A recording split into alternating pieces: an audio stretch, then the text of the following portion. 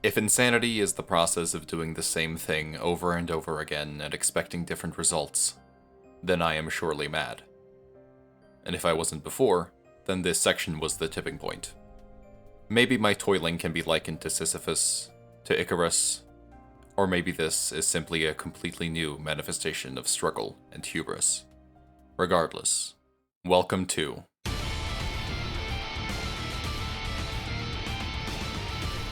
the finale of Refraction Railway 5 with the worst teams possible. If you're watching this, I really hope that you also watched the first two parts, as trying to summarize them both here would really devalue the effort I put into this whole thing. But hey, I also can't stop you if you want to start here, so I won't yap on about it. I'm not sure what exactly I was expecting going into Section 3. I obviously knew that it was going to be difficult. Extremely so, even. I just never could have imagined it would be worse than both Section 1 and 2 combined, and then some. But that's all in due time. Grab something to snack on, something to drink, because we are about to be here for a while. Team building for Section 3 was actually quite challenging. It's by far the most complex of the bunch, and I would now have access to all of the IDs that I'd used in the previous sections, meaning I had no restrictions on who I could bring. As with the other sections, I can't really know exactly which combination of IDs would be the worst, and it would be impossible to make a team that accounts for every variable. And obviously I couldn't just playtest potential teams either.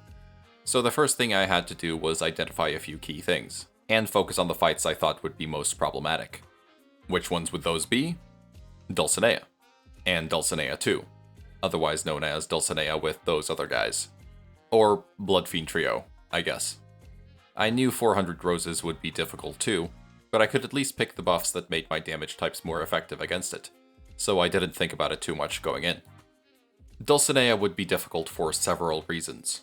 She has a substantial health pool and an entourage of minions that are by no means pushovers, especially not this twink who I will definitely be dedicating a long rant to later. And she consistently uses AoE attacks with Unbreakable coins, which also inflict a lot of bleed.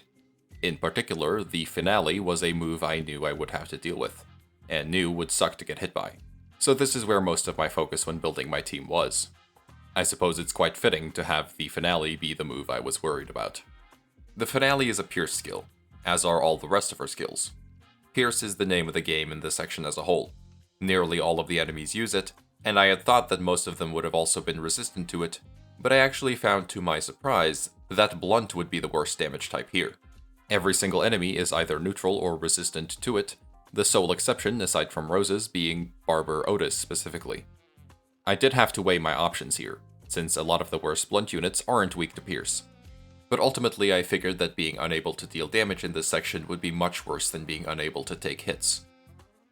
With the nature of Unbreakable coins, the longer I have to stay in a fight, say Dulcinea, the more often I would be getting hit, and the more bleed damage I would have to take. And with terrible damage, I would have to stay a while. So even the IDs with neutral resistances would get worn down with time.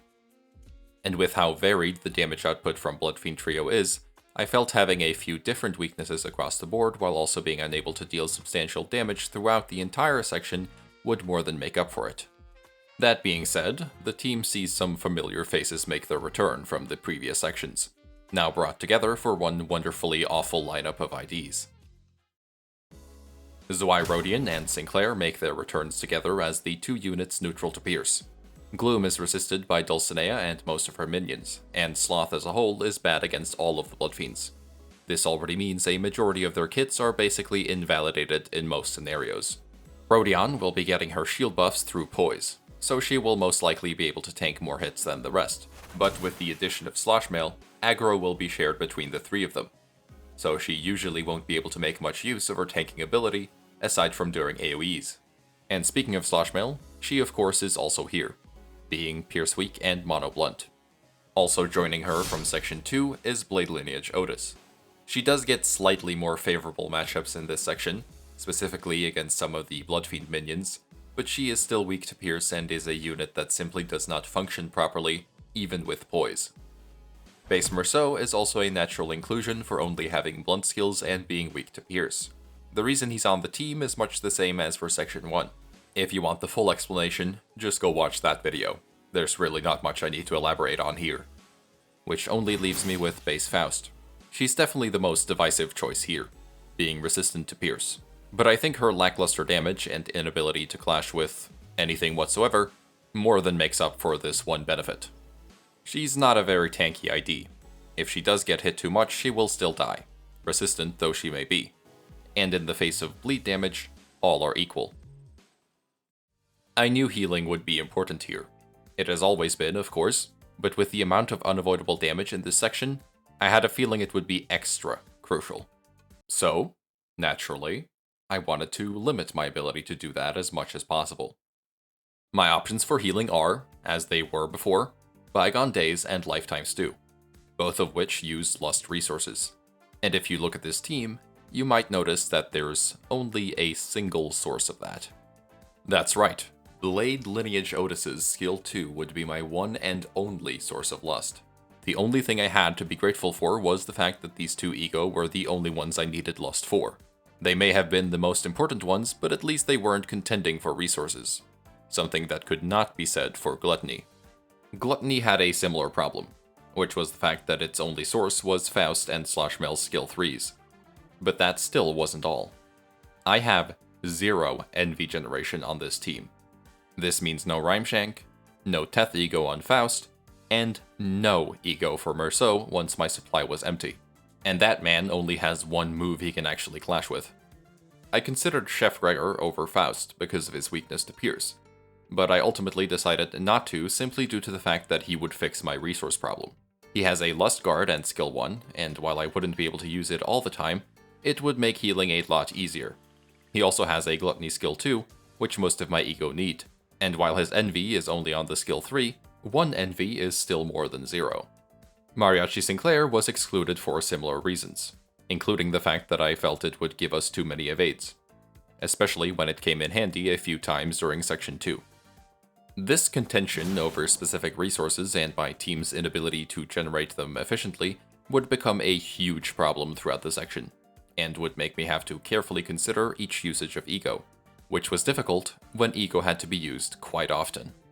But this section is already dragging on, and we have a lot of video left, so I'll bring up the further particulars when they become relevant. For now, let's go over the support passives and get right into it.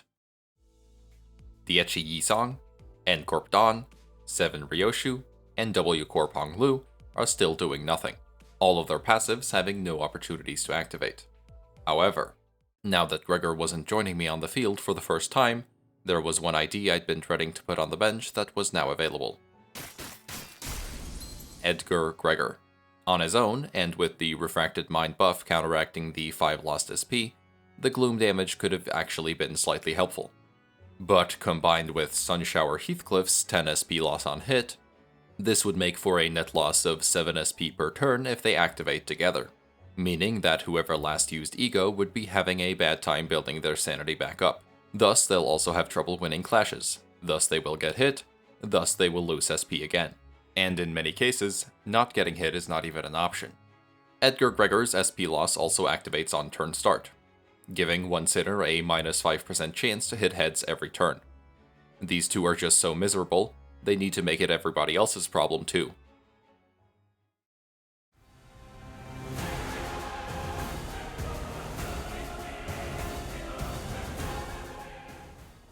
Dulcinea. Let me just preface this section of the video by saying that I have never been a fan of this fight.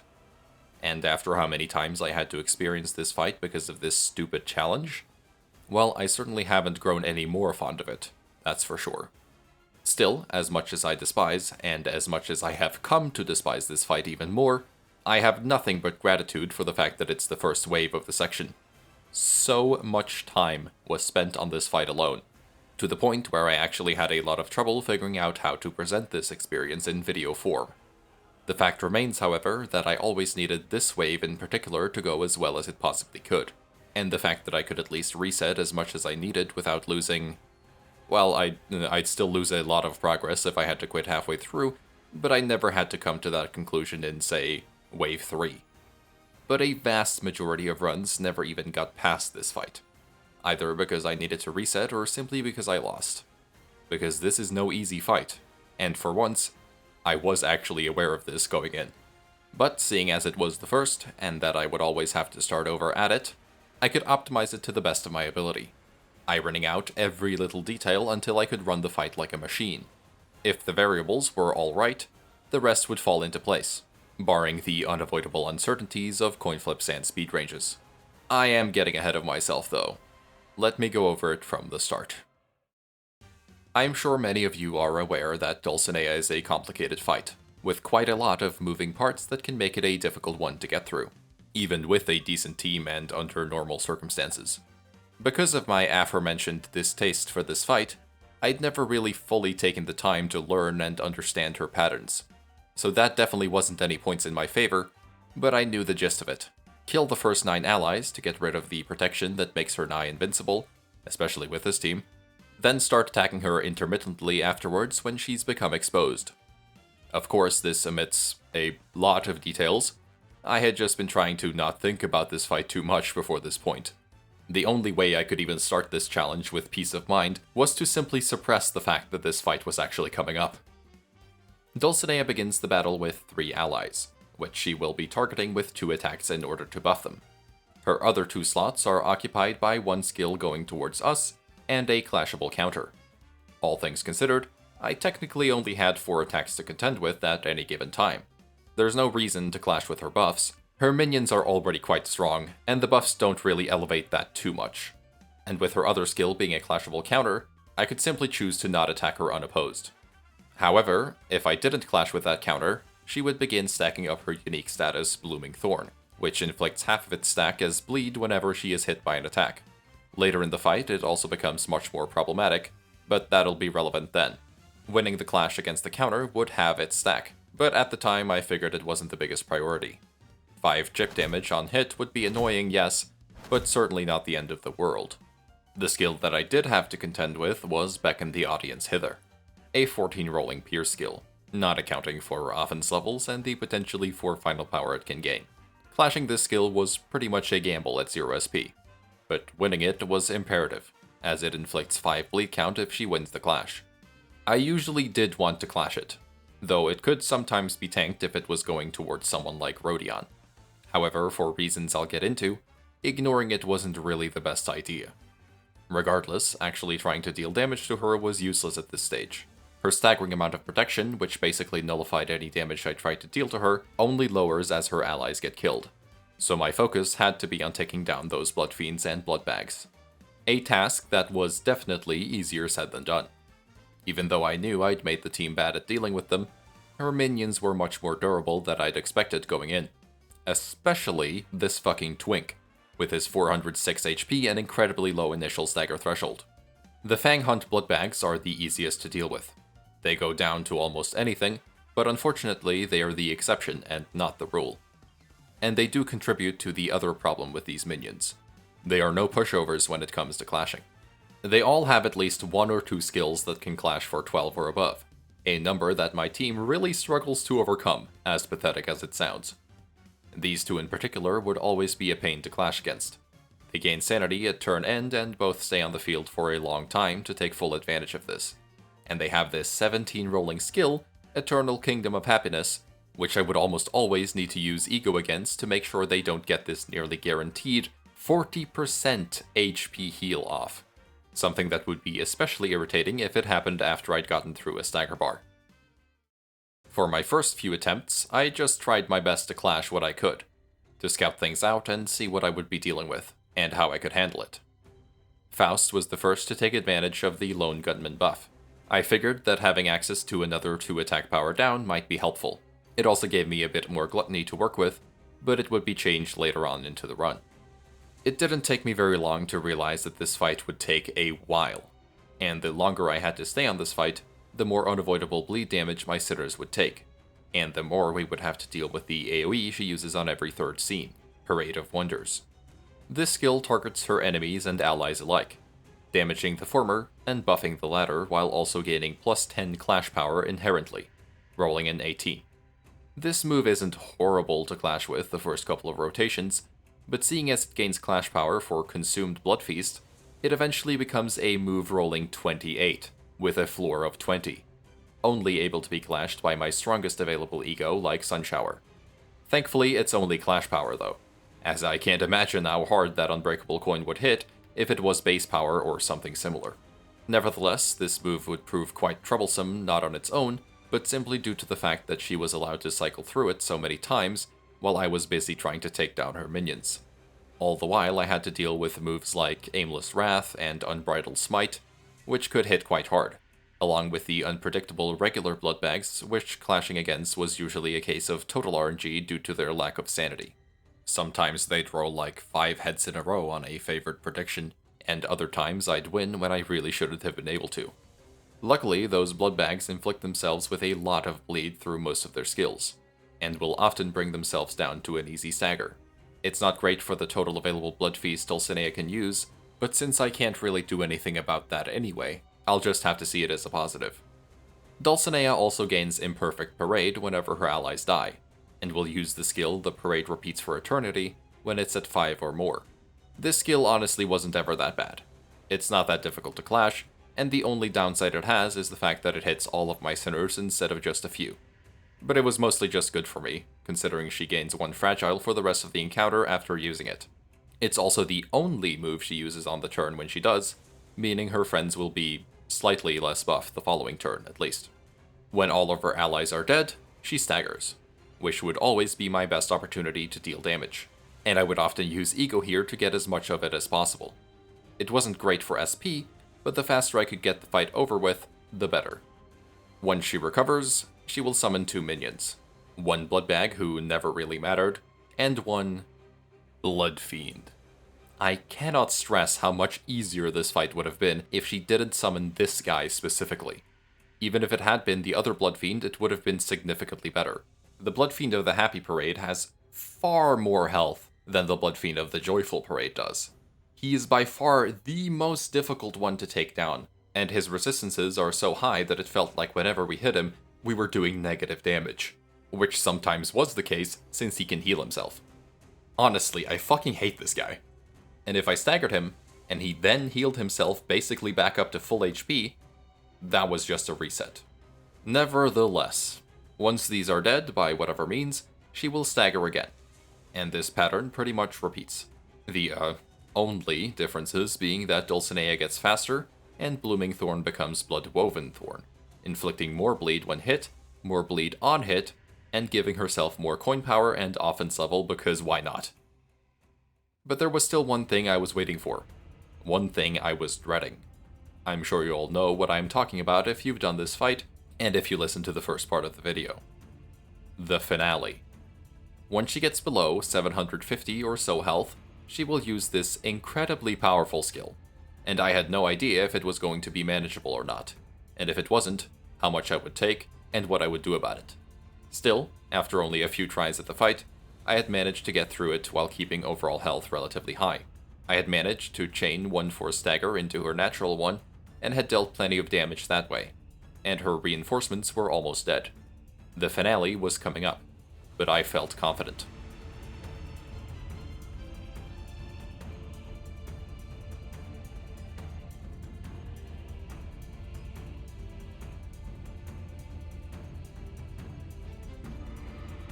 Confidence, which quickly fell away when I saw just how much damage it did. Even when our health was looking decent, that would just be too much to take. No, even if they were all at full health, that would still be too much, especially considering it inflicts 8 bleed count. I know it says 6, but that's a lie. At this point, her Blood-Woven Thorn has become the absolute bullshit that is Blood-Molded Thorn. She gains even more increased offense level, inflicts the full stack as bleed potency when hit, and inflicts plus 2 bleed count from all sources. Bloody Banquet does not counteract that amount of count quickly enough, and I can't spend the following turns just guarding, since she'll usually have her allies back at this point, and they'll inflict more count with most of their moves. On top of that, I need to end the fight quickly after this point, since she starts using her AoEs every other scene instead of every third, inflicting plus 5 bleed count every time. But attacking Dulcinea herself means taking 10 bleed, and with the count they've now built up, it just wasn't sustainable. I also had no way of skipping the finale, like you might with a normal team. It's not impossible. I could technically make sure to kill her allies right as she gets below the 33% HP threshold for using it, staggering her, then doing as much damage on that turn as I can, but it would have been inconsistent at best, and I did not want to deal with inconsistency more than 40 minutes into the fight. I would have enough of that on the following waves. If I had to deal with the bleed, then I at least needed some way to mitigate the damage from Finale. And thankfully, I had a plan. Chains of Others. The problems with Finale's damage are twofold. For one, she still gets to roll quite high, even when her coins are broken. That minus 50% damage on Clash Lose is hardly enough to counteract it with this team. And two, her SP was very high when she used it, allowing her to toss heads on all the coins. The first problem could be solved if I lowered her base power, and that's where Chains of Others comes in. The Finale has a base power of 3, so even though she'll always have an attack power up here, the 4 attack power down from Chains of Others would bring that base power down to 0, effectively making her deal no damage with the skill, so long as she doesn't flip any heads. Which brings us to the second problem. Dulcinea has passive SP recovery just like her Bloodfiend minions, and the only way to lower it is by winning clashes. I had been avoiding the counter and occasionally ignoring Beck in the audience, but I wouldn't be doing that anymore. I needed to keep her SP low, preferably in the negatives, something the sinking from Sunshower could thankfully also help with. With these two things combined, I could bring the Finale's damage from this all the way down to this.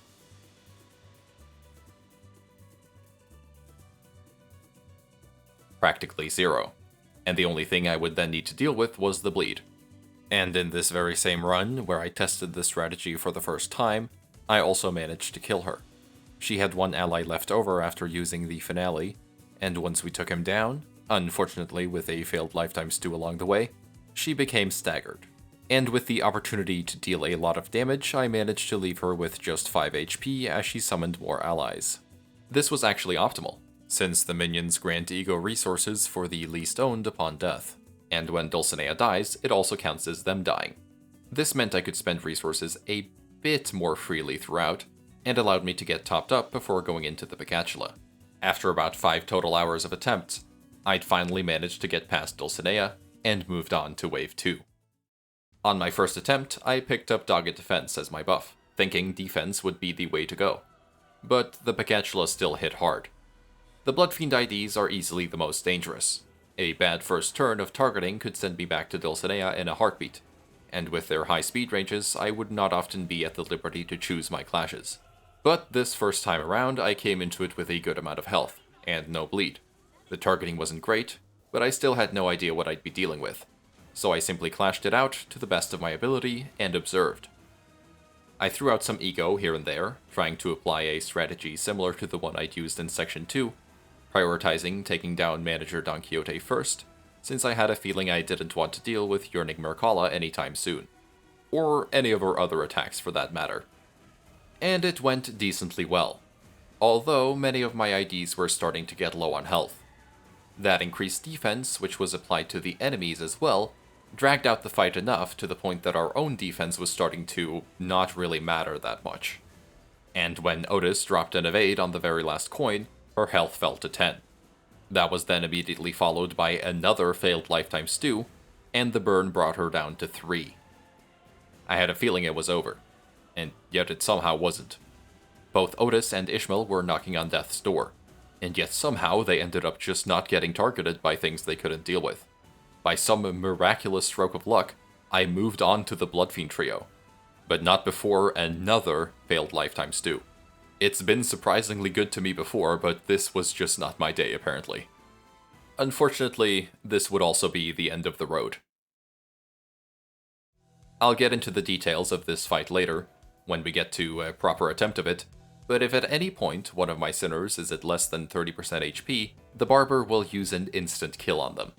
It can be clashed, but it rolls a 15 plus 10, so it's quite unlikely, and is therefore basically an instant run ender, as it was here. But I'd gotten quite far on that attempt, and I definitely learned a few things. The main one being that Dogged Defense absolutely was the wrong call. It's more like dogged dogshit. It doesn't matter if they can take more hits if the fights are made longer. Eventually, they'll just be taking the damage they would have taken anyway, and with many more opportunities for RNG to screw me over in some way. No. This was the time for life or death. I knew I would be able to manage without the extra health, and this team desperately needed some kind of damage buff. From this point onward, it was locked in. Life or death was the way to go.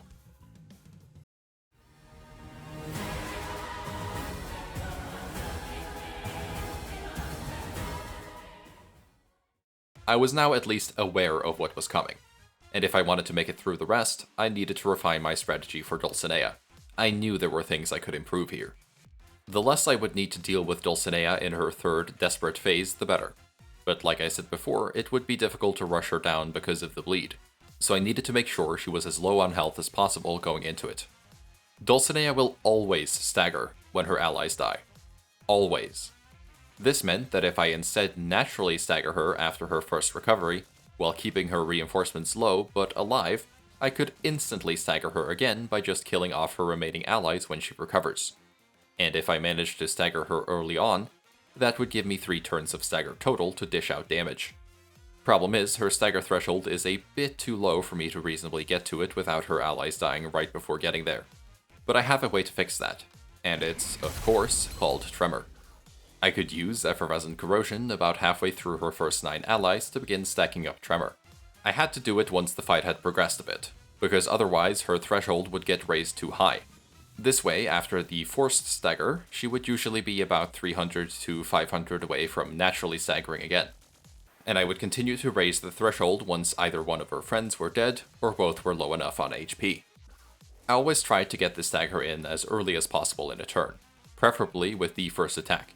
Then attack her with all I had that turn, and the next, dealing with whatever needed to be clashed from the minions or just tanking it. If all went well, she would be left with about 800 HP when I killed off the last Bloodfiend. With how much fragile she has at this point, it lets me get her down to 300 to 400 health before she uses Finale, and I always made sure to throw out Chains of Others right before. At this point, her final stagger threshold would be pretty high too, so I could utilize that. I know that the first time I cleared Dulcinea, she was just left with 5 HP, but I wasn't able to replicate that result consistently. And while this new strategy was definitely a balancing game, it at least was one I could control relatively well. The last few turns did always turn out a bit messy. Unfortunately, there still wasn't much I could do about the bleed, but with enough healing and defending the right hits, I could get through it. The strategy has a lot of parts, so let's just summarize it here to give a better picture of it. After she has recovered from her first stagger and summons her second wave of minions, keep at least one alive and focus on naturally getting her to her stagger bar using the built-up Tremor. Stagger her, preferably early on in a turn, deal as much damage as possible while she is staggered, and either kill or bring the other enemies close to death. When she then forcefully staggers again, once again deal as much damage as I can, while also using Chains of Others to lower the damage of Finale on the following turn. All of this while also keeping her sanity low by clashing or inflicting sinking. Fight through the last phase to the best of my ability, and hopefully win. There was a lot to this fight, and I've barely been able to cover all of it here. Many of the necessary ego used the same resources. Effervescent Corrosion and Sunshower were often fighting to get used. I needed both the Tremor and the sinking, and I always prioritized gathering the resources for them, even if it meant having to play risky. It got to the point where I finally caved and thread-spun Sunshower to 4. I needed to maximize each usage of it, and the extra attack weight would do just that. It significantly improved my damage output against the Bloodfiend of the Happy Parade, and I usually picked him as the secondary target when I could. To optimize even further, I decided to reroll the first turn until at least one Bloodfiend was using a defensive skill, and the skills being used were actually clashable. I also used Representation Emitter immediately to get a head start with gaining SP, since Edgar Gregor would, on top of everything else, also be lowering the first deployed Sinner's sanity, that now being Otis's. Her skill 3 was a good damaging move on the Bloodfiends, so getting one more of it was helpful.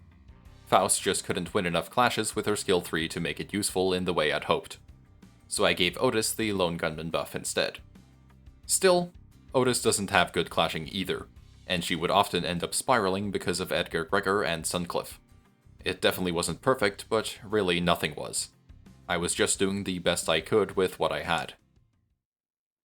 Once again, I don't know how many times I've had to redo this fight, each attempt always taking 40 minutes to an hour, and actually getting a good pace sometimes felt completely impossible. But my strategy against her, with this team, didn't change from this point onward. And so, I can finally go into more detail about the Peccatula. Well, I say detail, but this is once again a case of I kind of don't have a lot to say about them. They can outspeed my sinners quite easily. If they target someone down, they will probably die, and one of them getting a high speed roll and targeting someone with ego they can't clash leads to the same result. If anything, all this made me realize is that fighting IDs is kind of boring and RNG dependent, since it's just the same strategy no matter the situation. Ego spam. But I suppose I have to give it some grace. I am using the worst team. Ego spam was practically inevitable.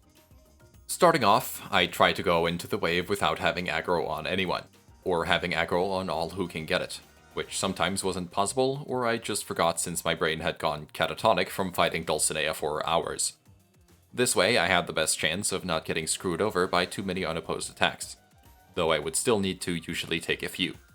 Like I said before, the Bloodfiend IDs hit like trucks, especially now that I'm no longer using the target defense buff. However, so do we. Well, our egos do, at least. With the 30% damage buff from Life or Death, using ego to stagger became easier than ever, as one good hit against a weakness was often enough to immediately stagger all of them, aside from Rhino Merceau and Priest Gregor. With Manager Dawn's weakness to slash, I used either Branch of Knowledge or Bygone Days to deal with her, Effervescent Corrosion being used to deal with Barber Otis, Dulcinea, and as extra damage on Dawn, with Tupathos Mathos for Ryoshu. I would sometimes use Electric Screaming, but with no way to get Envy past this point, I did want to conserve that resource when possible. With no backup units coming, I could just go in for the kill whenever possible, since getting ahead in the action economy would only benefit me. If all went well, Rhino Merceau and Priest Gregor would be left alive towards the end, and I could farm some resources on them before moving on to the trio, as they are the easiest to deal with. Somehow, their specific combination of affinities do not fuel their ego at all. I don't know how this is possible, but it does make things easier for me. But, as you should probably know by now, all did not always go well. Either Ishmael or Sinclair hitting tails on their ego against Dawn would mean that she didn't stagger. And more often than not, she would answer with an ego of her own on the following turn, usually when she was too fast to redirect. Not staggering or killing Otis quickly enough would often lead to a usage of Ebony Stem, and I believe because of pure hatred and spite, she almost exclusively used it when she was faster than everyone else and also targeting Merceau, who had no way of clashing it, of course. Ebony Stem was basically a full power finale, or maybe even worse than that, and was always a loss.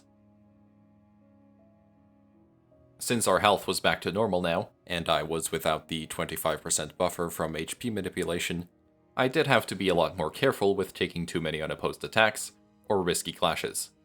But still, the Envy Peccatula were, just like in Section 2, an RNG check. And if I passed it, then the wave was easy. And if I didn't, I'd basically just lost immediately. Not the most fun thing to have to deal with after struggling through Dulcinea, but I guess it is what it is. One thing I had been worried about going in, which I haven't brought up yet, was my ability to actually clear Section 3 within the 99 turn limit. If you don't manage to clear a section within the maximum turn count, the attempt will count as an automatic loss. I had no idea how tanky some enemies would be, or how long the individual waves would take as a result. And after how long Section 1 had taken, it was definitely something that weighed on my mind. But the first time I made it to the Bloodfiend trio, it had been on turn 41, and that was with the defense buff, so I felt that was a pretty alright pace, especially considering I would only be getting stronger from here on out. I chose Gloom Damage Up, to empower my biggest nuke skills, those being Merceau and Rodion skill 3s. It sounds like a joke, I know, but those were really my strongest skills. The extra clash power for enemies was scary. I was already quite incapable of actually winning clashes, and this would make it even more difficult, but I knew I needed as much extra damage as I could get if I wanted to get through this.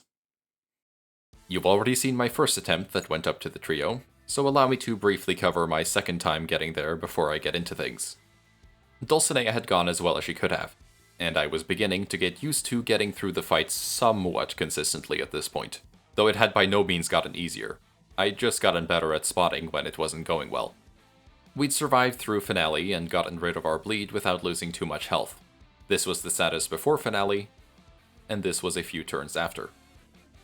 This is like easily the best pace I've been on health-wise so far.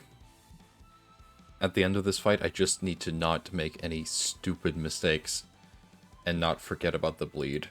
Unfortunately, left with 7 health, Dulcinea decided to roll a 6 on speed. Not only does she become much more aggressive at low health, she also becomes a lot faster.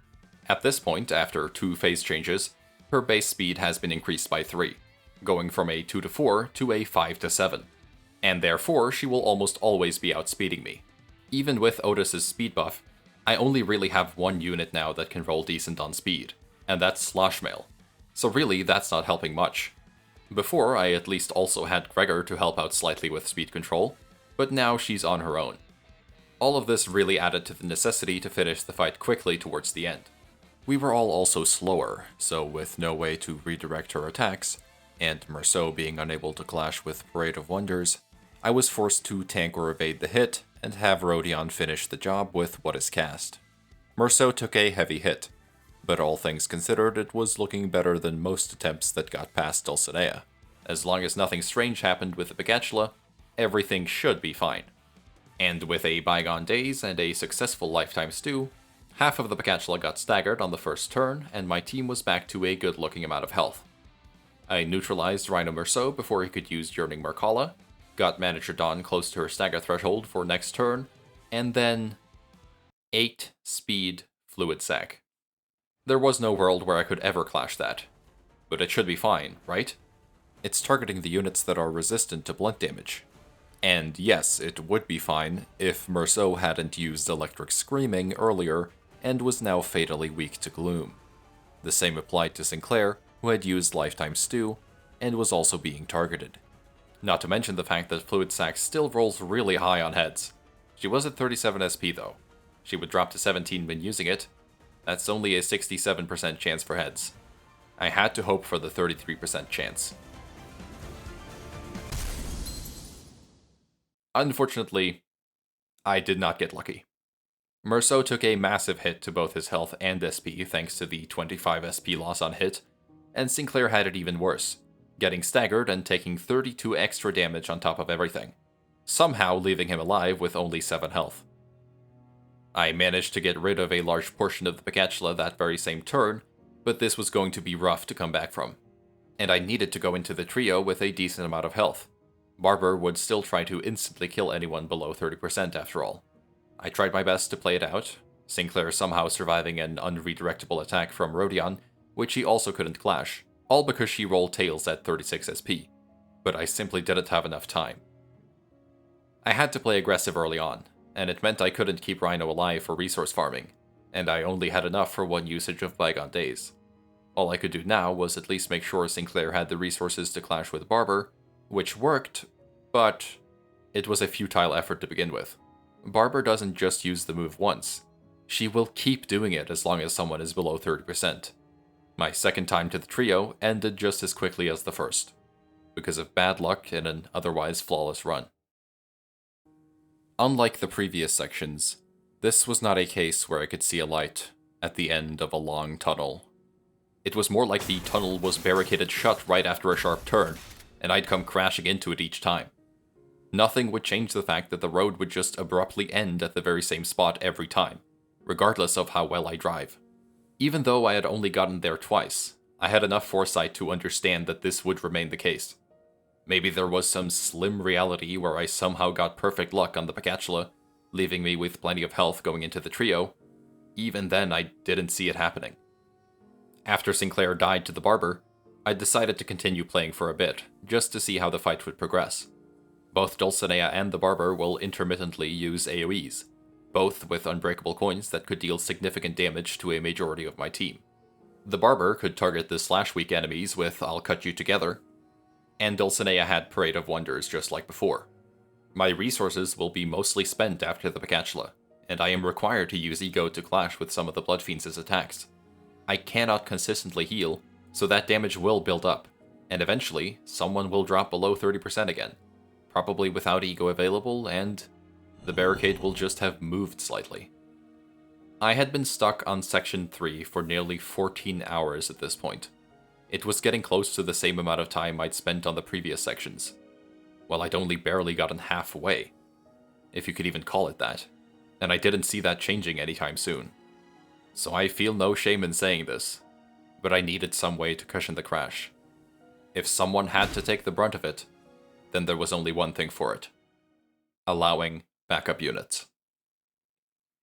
Without the restrictions of the loadout lockout from Section 1 and 2, I had always considered this possibility for Section 3, and there were still a few IDs I could consider bad enough to warrant being included in the lineup.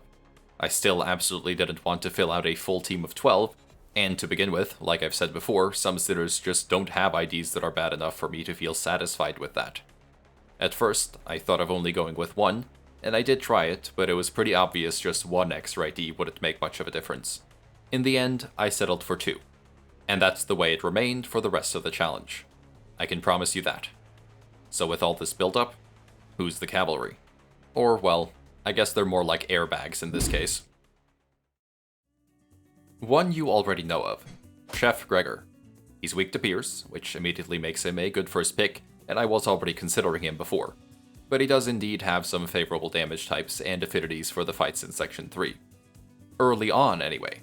But since he'll be coming in as a backup now, that should usually mean he's coming in midway through, and otherwise I might as well reset. If I had to use my backup before getting to the trio, then there really wasn't any point to what I was doing. Since the majority of the team is blunt, he also won't be gaining any benefits going into 400 roses. I'd already decided to take the blunt buff once I actually got there. He does give me much better access to lust and gluttony, and puts envy back on the menu, which I can admit was only a positive. Still, he's coming in late, can barely clash, so I won't really be able to farm resources, but it will still help. Furthermore, this means Edgar Gregor is off the bench, and I definitely did not complain about that, even though there was still one rain-soaked hobo waiting to ruin my day. But at this point, I'd basically just learned to live with it. The second is a newcomer, but one who has technically been with us since Section 1, N Corp Don Quixote, now uptied and leveled to the max. Don't get me wrong, she's by no means an especially terrible unit, but out of the options I had left, I felt she was far superior. Superior at being worse, I mean. She has good rolls with an 11, 16, and 14, certainly the best overall. However, I didn't find that this mattered too much, as if I play everything right, she'll probably only show up around the time when we get to Rose's. Most of Rose's skills are single coins, and all of its skills are being buffed by the trials I've selected. So they basically either win or lose. It doesn't really matter what my ID is rolling at that point. She's also neutral to Pierce, and has a pretty bad 2 to 5 speed range, which was easily the worst out of the available options. I admit she's better than the standard bad ID, but with the benefit of hindsight, I can promise you she was hardly good enough to significantly make up for the rest of the team. Just because I had access to backup now didn't mean I was suddenly going to play worse. I was aware I couldn't just afford to lose sinners to Dulcinea in Wave 1. That would defeat the whole point of having the backup in the first place. If there was a time I'd need them, it was at the trio. And so, with these new additions to my team, I once again jumped back into the fray. After a good Dulcinea fight, I managed to make it to the Bloodfiend trio, for the first time in actually decent shape, without Barber trying to kill me immediately. Even though I had encountered a 7-speed ebony stem, I could stall for long enough on Priest Gregor and Rhino Merceau to build back a majority of the health I'd lost. None of my IDs had died yet, and I had 2 backup units to pick up the slack. If there was ever a chance for me to actually get somewhere with this fight, this was it. The Bloodfiend trio is a weird fight, with a lot going on while also at the same time being quite simple on paper. All 3, aside from the priest, are quite scary on their own, so putting them together will obviously make for a dangerous combination, especially for this team. Naturally, Dulcinea and Nicolina the Barber's patterns have been changed from their original fights. which makes it quite odd that both of their passives still refer to their old patterns. This surely won't come up later in any meaningful way. At the start of the fight, Dulcinea won't be doing anything of note. She'll buff the priest, which we could technically stop from happening, but that wasn't really worth the effort. And she also throws out one attack towards the sinners.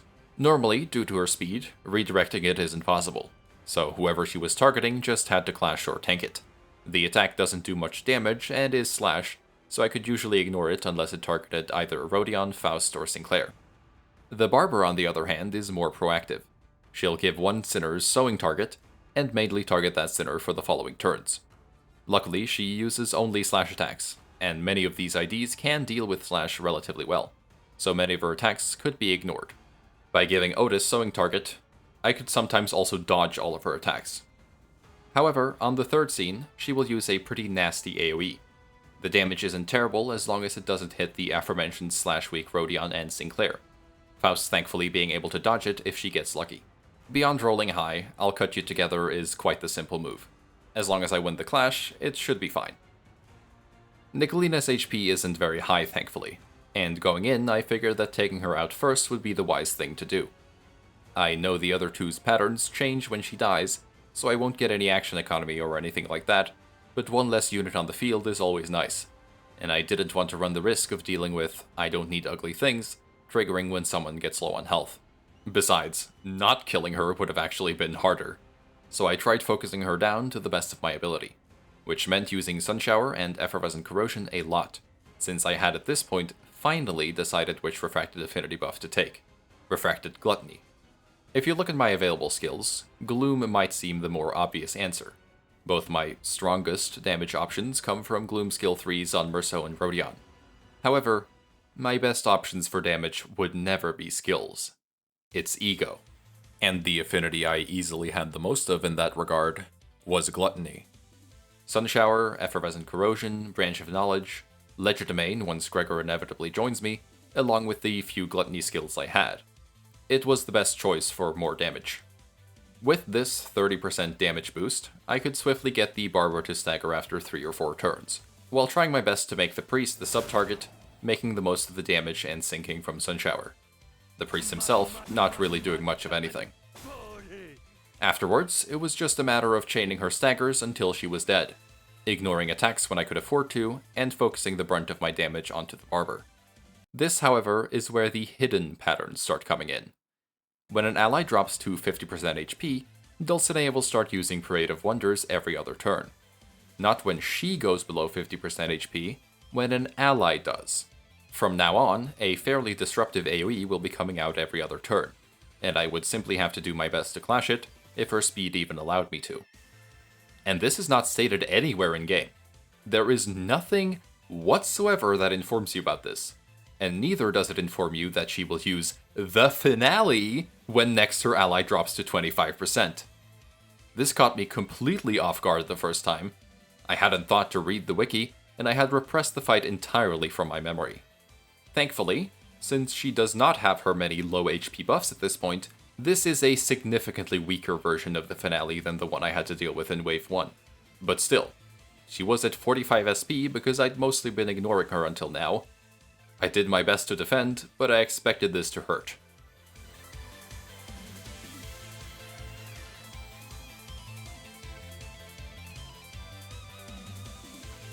Certainly not as bad as it could have been, but I didn't manage to kill the Barber, and now Dulcinea was in her third phase pattern, with Barber and Priest both being just as aggressive as before.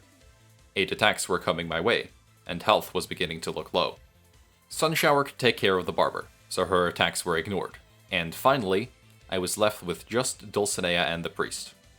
I'd never had problems with the Priest, and while I was still worried about the second finale once Dulcinea got low enough, I figured the hard part was over. So, remember how I said that the Priest wasn't scary? Yeah, well, about that, I was lying. I swear that there must have been something wrong with mine, because he just kept hitting heads, even when his SP was in the low negatives. Something that had never truly occurred to me was just how dangerous the Priest could be if you can't clash him, because normally that's a very easy task. He even cripples his own SP through his Sacramentum passive. But with this team, his high base power moves coupled with the offense level differences between my skills and his once his Ailing Heart is maxed out, makes it very difficult to win clashes even when he's panicking. Doubly so since he stubbornly kept hitting heads anyway. It got to the point where I was afraid to even take favored clashes against him, assuming he'd somehow get at least one coin. And at the same time, Dulcinea was throwing out AoEs left and right, with many of her attacks needing to go unopposed due to the simple fact that I couldn't redirect anything. Eventually, the unlucky clashes against Priest and chip damage from Dulcinea became too much. Both Sinclair and Merceau went down, and the rest weren't looking much better. On the following turns, I managed to stagger Dulcinea, then the Priest, but lacking the resources for bygone days, it didn't take long before it started falling apart, and so the run ended. Even allowing deaths, it didn't matter if more than 2 died. That would still mean the run was over. I simply had no way of generating the resources for bygone days faster than Dulcinea dishes out unavoidable damage. It's just too expensive. Without healing, there was no way for me to get through it. And even if I managed trio like I'd almost done, roses would still be waiting for me. There was only one thing left to do. I don't think it's happening without K-Corp ampules. Like, I know that was my first test with 2 backup units, but that was as good a pace as I could have had ever. Everyone was at like 75% HP at the end of the Envy Peccatulum fight, going into the trio. I hadn't had any deaths yet. Best possible Dulcinea, and I still just get killed because Unbreakable coins and unavoidable damage. And bleed damage. I don't think I need to try that again. It's obvious enough that it's not going to work without some passive healing. And the K-Corp ampules are the only way to get that, so. Yeah. For the sake of my own sanity, I am accepting that. I got far, but they just make us eat too many ego resources. It is what it is. And that's just how it's gonna have to be. Instead of banging my head against a wall for another couple of hours to no avail, I decided to cave early and finally allowed K-Corp Honglu to take his seat on the bench. If the backup was my attempt at cushioning the crash, then the K-Corp ampules was me accepting that, if the crash is inevitable, then I might as well ram straight through the wall, regardless of how many drugs I have to take to survive it. I had been fighting for so long, and I hadn't even seen 400 roses yet. 20 hours. And I'd only gotten to the trio 4 times. All I wanted was a way to mitigate the unavoidable damage, and the passive healing from the K-Corp ampules was my only way of doing that. Once applied through the resonance chain to the ally with the least HP percentage, they will be healing 10% of their max HP every turn for the rest of the fight. It's a pretty significant amount, and just this would be immensely helpful going forward. I can promise you now, this is the final compromise I made in the challenge. 2 backup units and K-Corp ampules. If more than 2 sinners die, that's still game over. The IDs haven't suddenly gotten better, and Sunshower Heathcliff is still on the bench, with no other sinners providing support. But if you think this is where the true challenge ends, that these compromises are too much, then all I can really say is that I'm glad you stuck with me this far. And if I had ended it here, I think we can all agree that it's still damn impressive. At this point though, I was determined to see it to the end, and if this was what I needed, then so be it.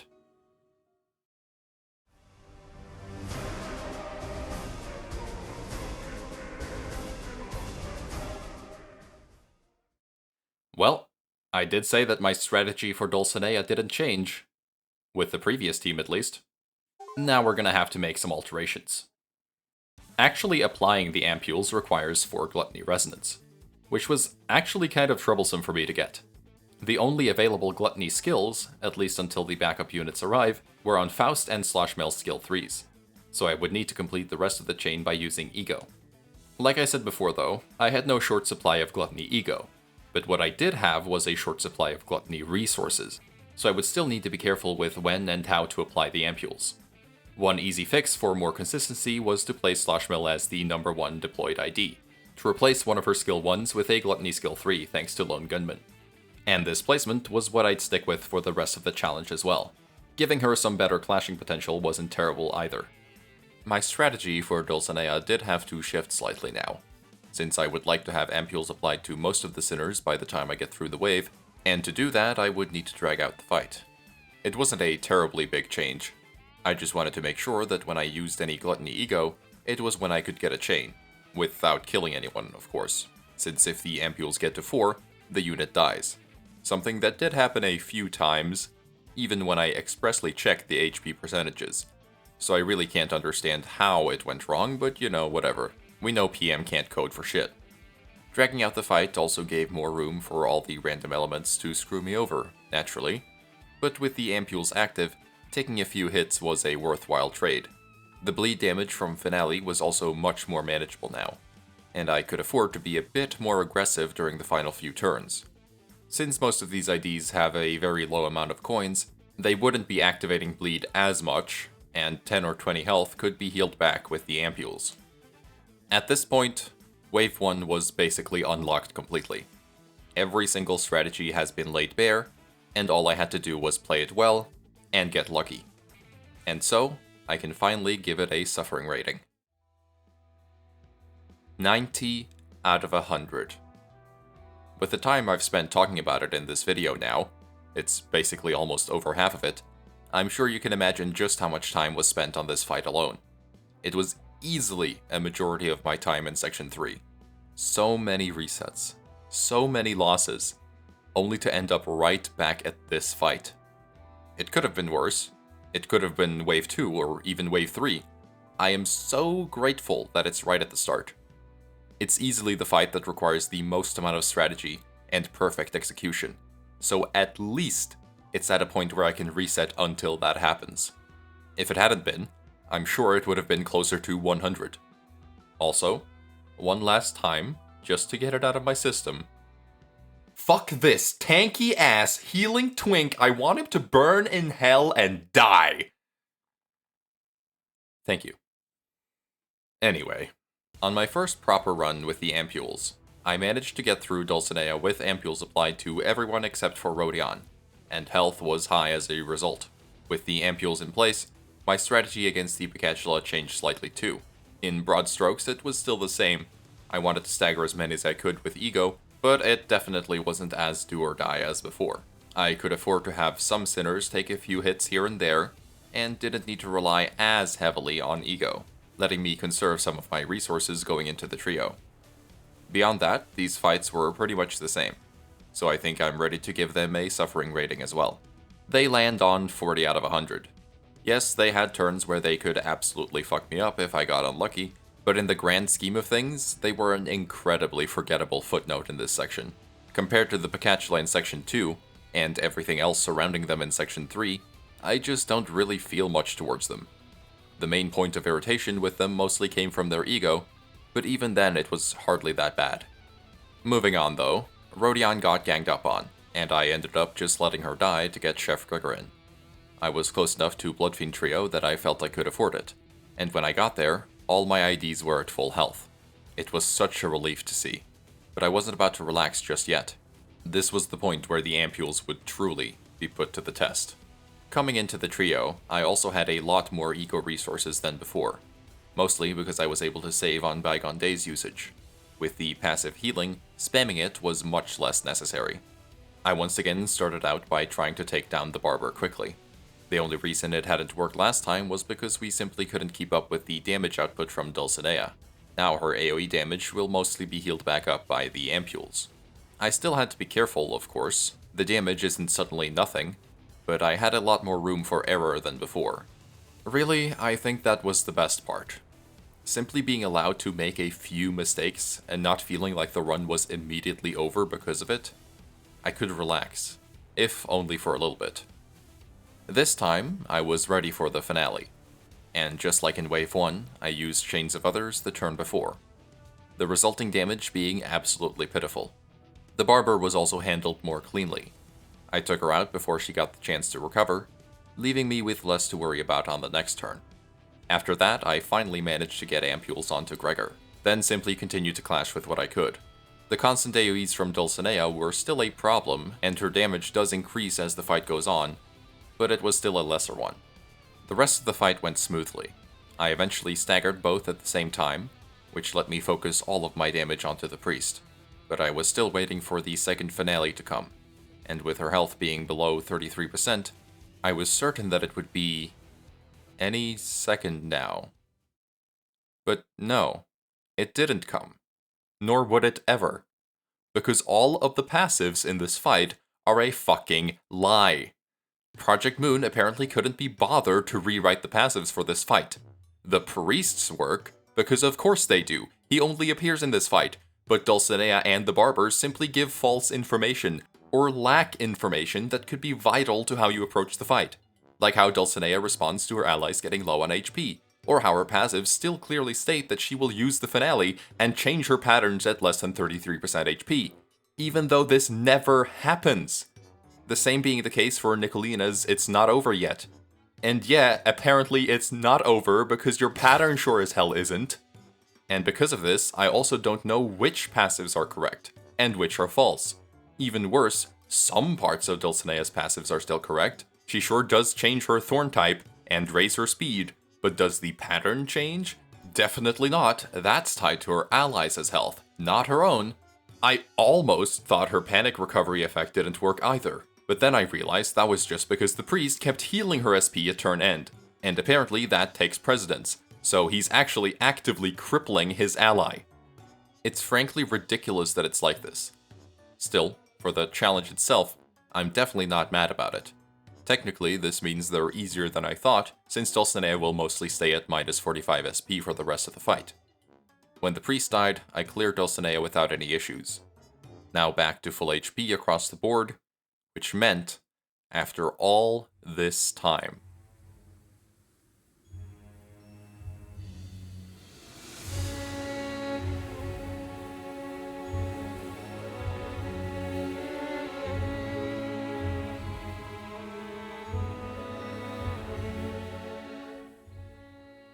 after breezing through the Bloodfiend trio with the help of the K-Corp ampules, I was beginning to think I might just go back and try it without the 2 backup units, which made me a bit sad because I just leveled and uptied N-Corped on. However, I was very quickly shown that that would not be necessary.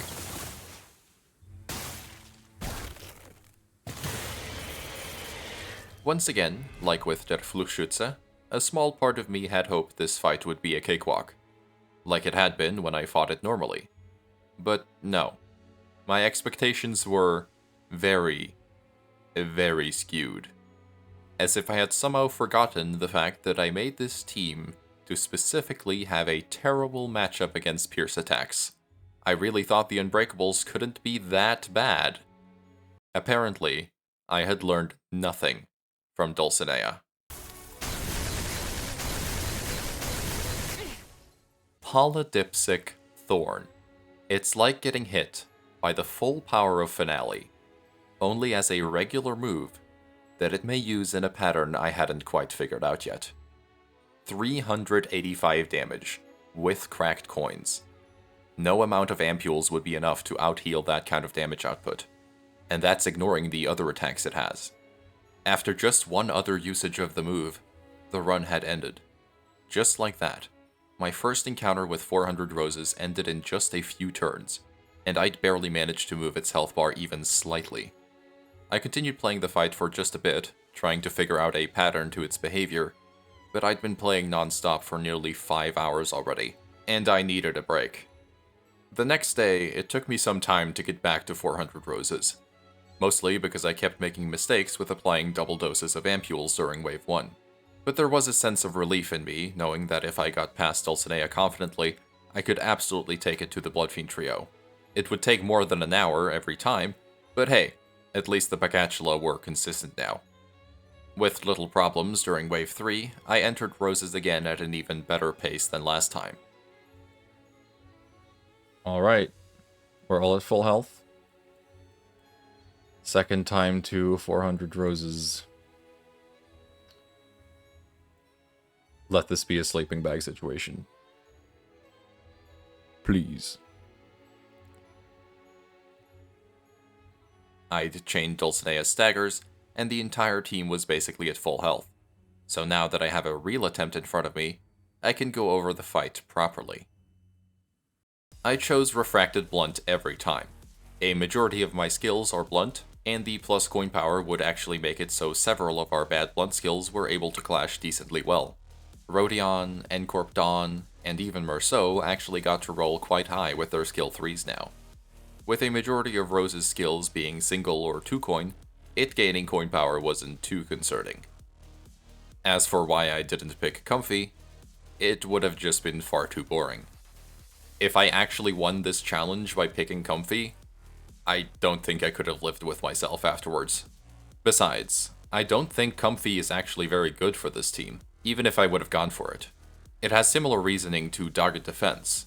This team cannot deal damage, so not giving Roses a weakness to a damage type would just drag out the fight even more, and so that 25% health boost would get lost in the fact that we're just taking more damage because we're in the fight longer. So not only would it have been a boring option, it would have also been the incorrect one. In the time between the last attempt and this one, I'd checked the wiki for clarification on Rose's patterns, and as far as I understood, choosing Ignore Them during the abnormality event that occurs every third scene would cause it to use Polydipsic Thorn. But I didn't find it to be very clear, and I also thought it was inconsistent with what I'd experienced. But still, I decided to trust it. Giving it blood instead would lower its offenses, which is good, and the 10% HP loss would technically go neutral because of the ampules. Ignoring any other damage we take, of course. The fight itself is actually rather simple when you really get down to it. It has plenty of Unbreakable coins, but not enough count infliction for its bleed to ever become a problem due to Bloody Banquet. Thank goodness. If I actually had to deal with bleed damage here, I think I would have gone insane. So really, it's just the raw damage of the skills that I have to be concerned about when it comes to surviving. And considering my team, that damage was indeed concerning. Beyond that, there were other things too, particularly the fact that 400 Roses heals itself whenever it does damage. And when it heals, it also gains offense level on the next turn, which gives it a better chance to win clashes and heal more, which gives more offense level, and you get the picture. This healing doesn't activate when the head is broken or staggered, but that would never be for long, and I was concerned I wouldn't be able to deal enough damage to outpace its healing. I'd seen last time how little I had actually managed to do. It was going to be an uphill battle, and its increased refraction rate passive would without a doubt also come into play. There was no way I'd be beating it in less than 9 turns, so it would, slowly but surely, get stronger and more difficult to clash the longer the fight went on. But beyond that, it was just a matter of winning clashes as far as I could tell. Immediately though, there was a problem. Polydipsic Thorn, on the second turn. That wasn't right. Well, no matter, the wiki can get things wrong. Maybe it always uses it on turn 2 or something. I had devised a plan for this move anyway. A risky one, but a plan nonetheless. Sinclair would always use Lifetime Stew immediately afterwards. The healing should be enough to cancel out the damage, as long as he hits heads. No heads, but that's alright. I was good on HP going in. I can afford this. The abnormality check came up, and though I was still not sure about it, I decided to let it have some blood. At the very least, we could clash easier the next turn. This also gives me a moment to talk about this, which happens every third turn, where the head uses 3 skills and a counter. I do not want to clash with this counter, under any circumstances. It's basically self-inflicted Polydipsic Thorn, and I really would like to avoid that. Meaning, as much as I would like to go all in on the head at all times to neutralize its healing, I would need to focus down the body here, which is thankfully only using 1 skill, Brambles That Constrict. This is an AoE that it uses every single turn. It has an Unbreakable coin with a relatively high base power, so every turn it's chipping away a little bit of health with this move. Tenacious Wound is also used on occasion, and when possible I would always try to evade it with Otis or Faust. Thankfully, all other skills are regular coins, so as long as I win the clashes, those are fine. After this turn, it used Polydipsic Thorn. Again. And at this point I was starting to surmise that the wiki must simply be wrong, or it's worded in a way I don't understand. Either way, this time Lifetimes 2 hit Tails again. Bygone Days picked up some of the slack, but this was not good. I needed to heal. So once I staggered the head, I took the opportunity to throw out yet another stew, finally hitting heads. Only 2 turns later, another Polydipsic Thorn. But I realized that the head was quite close to staggering again, so I could cancel its usage of the skill by staggering it, which I did. This would become a consistent strategy throughout, and I always tried to keep it close to stagger whenever I thought a thorn might be coming up.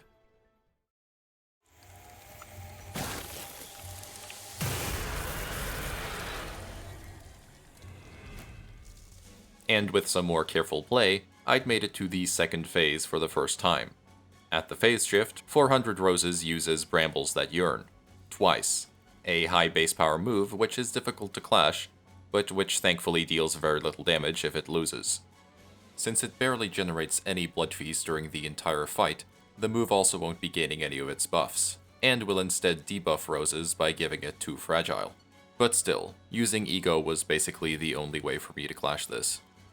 It starts more frequently using aggressive moves in this phase as well, these two being particularly devastating on hit due to the 2 Lust Fragility increasing the final coin's damage output significantly. Even Pierce neutral IDs who got hit by these moves would take a sizable chunk of damage, and they aren't exactly the easiest to outroll either. Of course, it now also has plenty of offense level up to make clashing even more troublesome, and in this particular run, it just kept using Polydipsic Thorn nearly every other turn. And it's at this point that I realized, if it chooses to use this move or not, is completely random. It doesn't matter if I give blood, it doesn't matter if I don't give blood, it's not on a set pattern, because it doesn't use it consistently. The only discernible pattern I could find was that it at least doesn't use it twice in a row. Polydipsic Thorn, the most dangerous move in 400 Roses' arsenal, its usage determining whether I win or lose, is a skill that is completely and utterly determined by pure chance. I obviously lost the run. It started spamming Thorn, and I couldn't keep up with the damage. Eventually, Sloshmill went down, along with Merceau, and without fanfare, so did the rest. I was back to the start, with the realization that what was now keeping me from victory was no longer a barricade, it was a split path, and I had to hope that whichever path I took just happened to lead to the end of the metaphorical tunnel. An RNG check. I had suffered through this section for hours, only to be met with an RNG check. Truly, this is the gacha game of all time. I wanted to cry, but there was some hope. I had gotten awful luck that fight, and yet I still managed to get Roses down to 1500 health. It was still a ways to go, but I'd gotten close despite its plentiful usage of Polydipsic Thorn. It just meant I had to go into it with the same kind of pace again.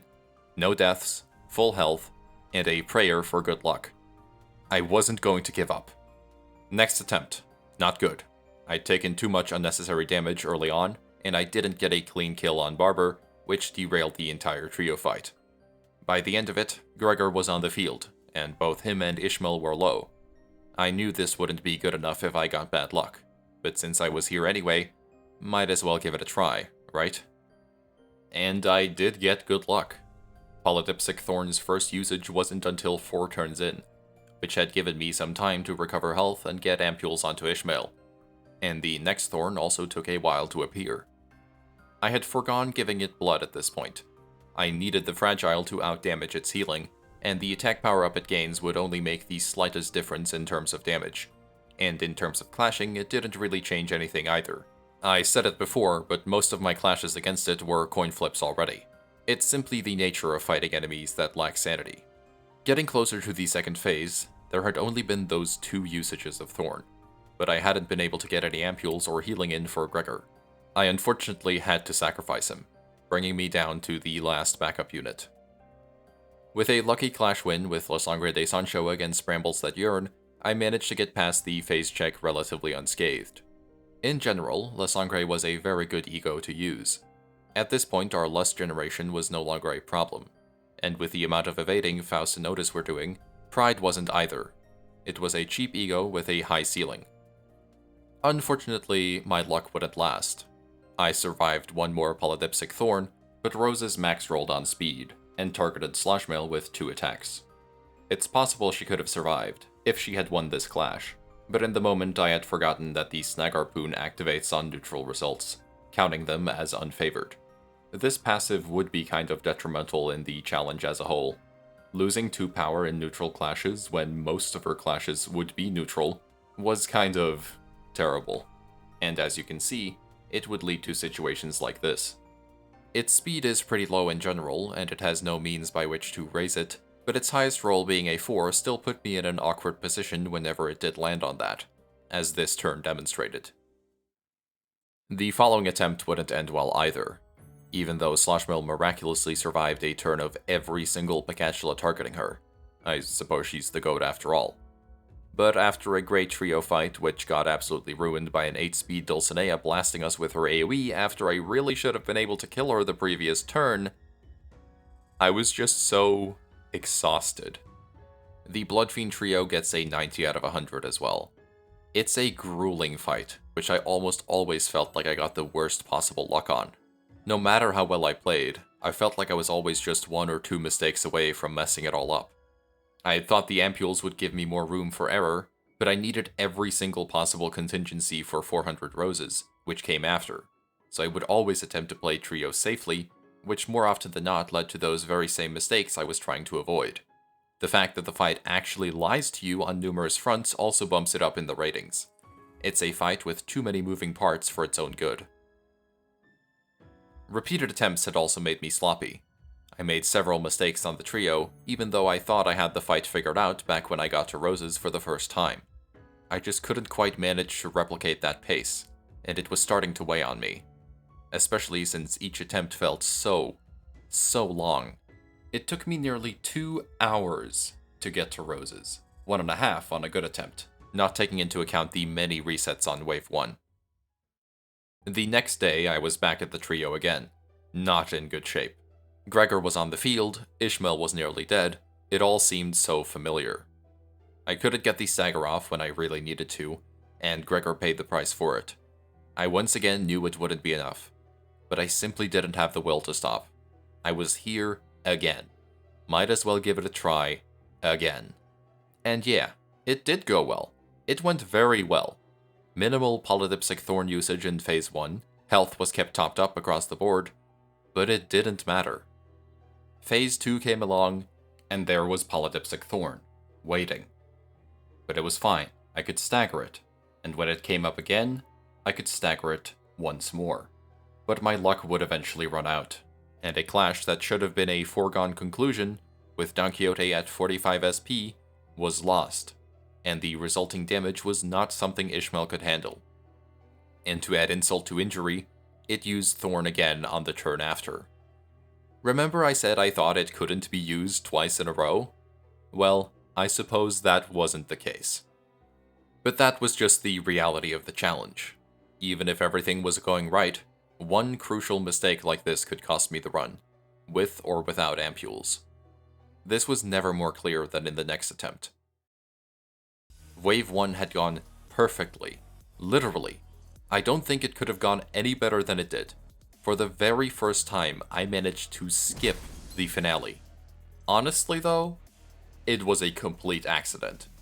I had managed to stagger her right on the 33% limit, and through a rigorous amount of tremor, her final stagger threshold had risen quite a bit.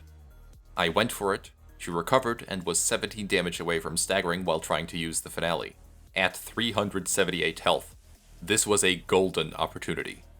She staggered, finale was cancelled, and on the next turn she went down. It was incredible, and I was riding that high through the Peccatula.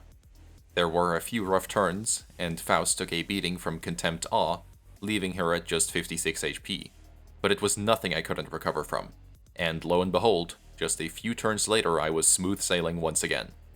Into Wave 3, the trio. I made sure to finally get ampules onto Rodion. It was often difficult to get her to be the ID with the lowest HP percentage due to her bulk, but this was the time. I gave the fight everything I had, making sure to kill Barber this time, as I'd undershot the final damage multiple times at this point, and letting her have an extra turn was never a good thing. I was also making good progress on the priest. He was getting close to stagger by the time Nicolina was dead, as was Dulcinea. I think what had changed was just that I didn't care as much. It sounds strange, but I genuinely went into this run with a mentality of whatever happens, happens.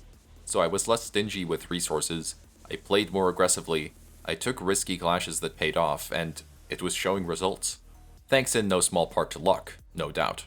Regardless, it was easily the best Bloodfiend trio fight I'd had, and the best I'd ever have.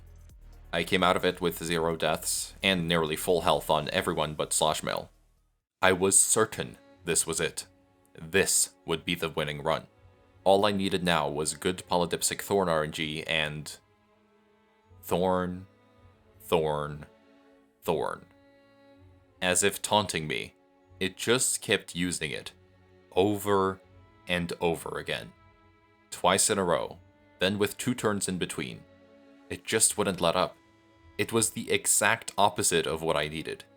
When Ishmael and Merceau eventually went down under the constant pressure, that certainty of a win turned into certainty of a loss.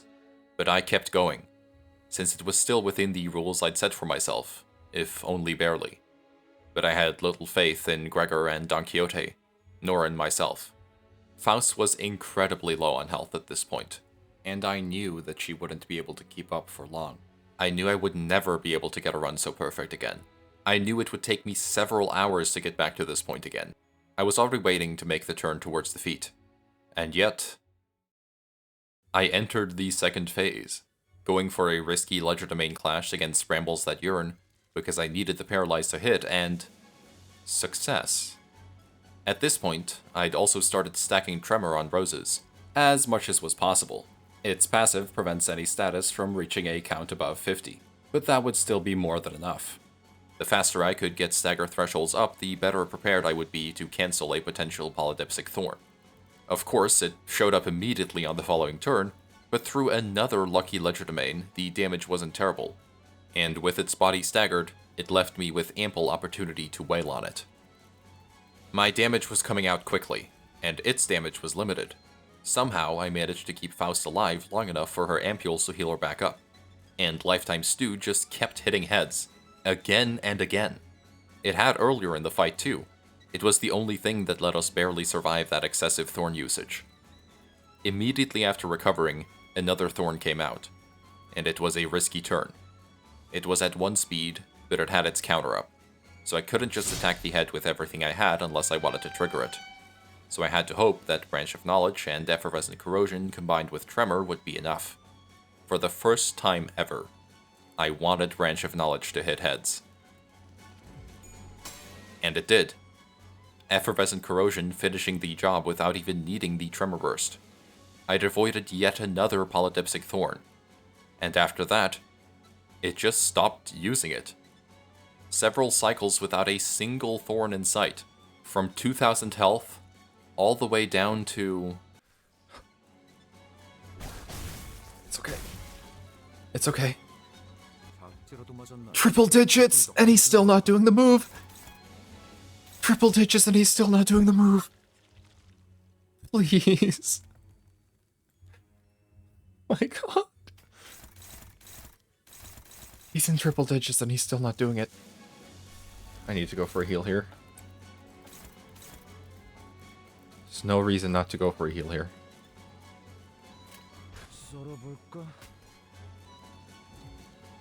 Oh my god, another headset. He hasn't hit a single Tails. He hasn't hit a single Tails so far. That doesn't even matter.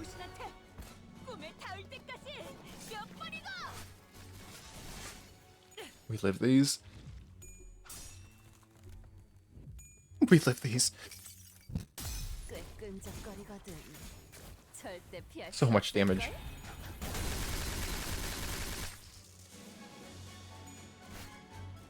He's gonna stagger next scene. He's still not doing it! He's still not doing it!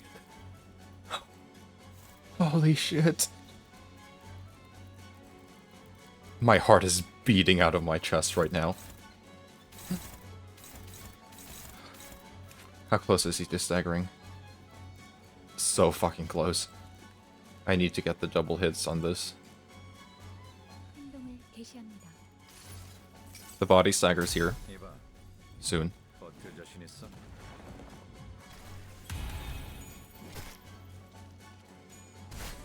There it goes.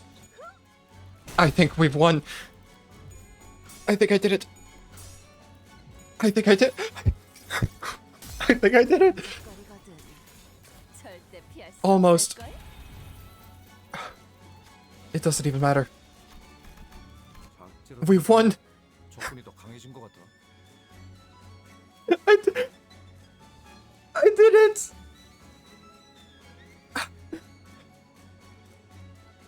I cannot lose. I can't lose. I can't lose. I've literally won.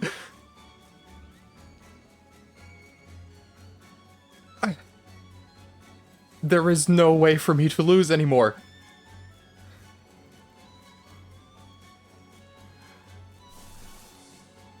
One last time. For good measure.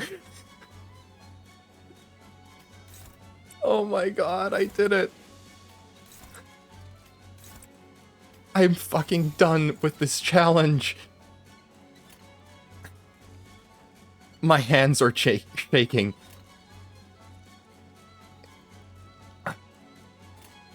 I did it.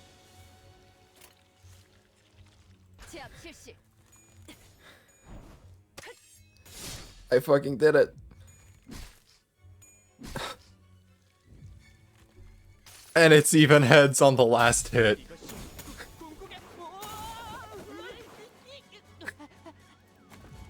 I did it. I won.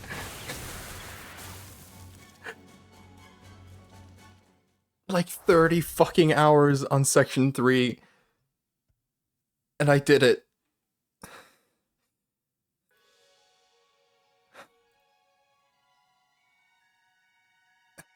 Sway Rodian. I did it. I can't believe lately. Oh, that's all Sun Shower. That's all Sun Shower. That's all Sun Shower. It's holy shit.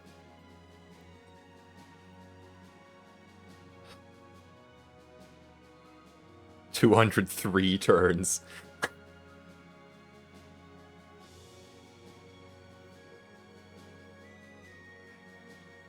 With the worst team possible. You know, with some compromises at the end, but I don't even care. I could not win that. And what a fucking run to win on. I thought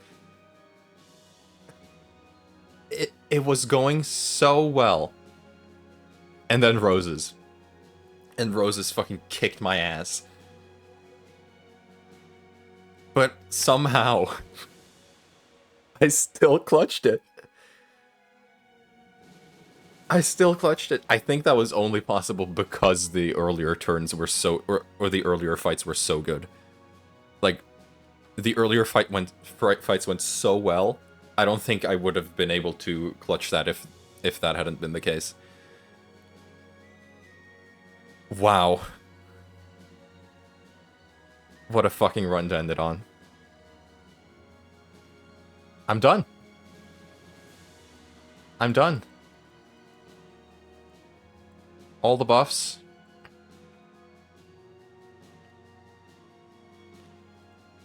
all the buffs. And I did it. After maybe like 50, 60 hours of total playtime, I can finally say that I finished Refraction Railway 5 with the worst team possible. Against all odds and logic, this was the last attempt. With perfect luck, all up until 400 roses, and yet I still persevered. I don't know if I can say it much better than I did in the moment, but you have no idea the relief I felt upon seeing that victory screen, with Swyrodian all the way at the top like the queen she is. I was also streaming my attempts that day to some friends, which felt extra nice and rewarding, to have people witness the win live. 400 Roses easily gets a 100 out of 100 as its suffering rating, and so does the entirety of Section 3. I'm sure if you've watched until this point, I don't need to explain to you why. Chains of Others is the MVP in this section. Even though I didn't get to use it often, it was crucial the few times I had to, and Sunshower is a close second, along with Tremor in general. Swyrodian was easily my best IT throughout. Her tankiness went a long way in getting through these fights. And I think I owe Lifetime Stew an apology. As much as I hate to say it, it performed incredibly during that final fight. Despite the immense pain it would sometimes cause me, it paid off in a major way more often than not, and was crucial in allowing this challenge to be possible in the first place. Bygone days too, of course, but with the damage output on some of these fights, just healing 2 units per turn wasn't always enough. Still, it was nice to have some source of reliable healing, and combined with the ampules, it was often more than enough. Just a tad bit too expensive. Regardless, I was done. I had beaten Refraction Railway 5, every single section, with the worst teams possible. The challenge was complete. I'm not sure how many more ways I can say it, but even looking back on it now, it still gets me emotional. So much of my time has been dedicated to this challenge. The total time in Section 3 ending up at roughly 35 hours. Even when I eventually allowed backup and ampules, it still took about 16 hours, and the railway as a whole came to 68 hours. An absolutely insane amount of time to spend on a silly gameplay challenge. And yes, these videos are long, and they go into a lot of detail, but I could say so much more still, and it probably wouldn't be enough to convey just how challenging this was to complete. These videos barely scratch the surface of how difficult it was to pull this off. The chain battle formula works, but it definitely made things much, much harder in this case. If you harbored any doubts about the difficulty of this challenge, I can only hope this video was enough to dispel them. And if it wasn't clear before, let me just say it outright. Don't try this yourself. Seriously, as great as the catharsis was on several points, the sheer amount of emotion-numbing fatigue this challenge brings with it is just... the tedium of going through the same wave again and again and again, especially here at the end, where it felt like I would just hit a wall regardless. I promise, it realistically doesn't make it worth it. The funny cube man was right, and I am absolutely not doing this again. But I enjoyed the time I spent on it nonetheless, and everything I put into these videos. I've never really worked on a project like this, or edited in this way. It was very rewarding, if time-consuming, and seeing just how many people tuned in to watch this, after all the work I put in, thank you, genuinely, for watching. Until next time, whenever and whatever that might be, bye for now.